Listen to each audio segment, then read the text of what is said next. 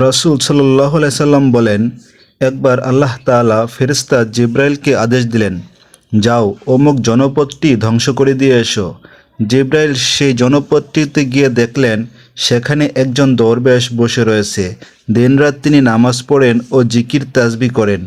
এ দৃশ্য দেখে তিনি আল্লাহকে বললেন, হে আল্লাহ, এখানে তোমার এক বান্দা রয়েছেন যিনি সর্বক্ষণ তোমাকে স্মরণ করেছেন।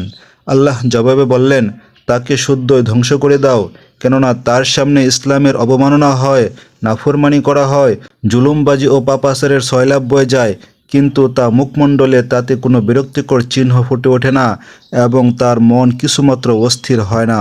হজরত জিব্রাইল আলাইসাল্লাম সেই জনপদটি ধ্বংস করে দেন।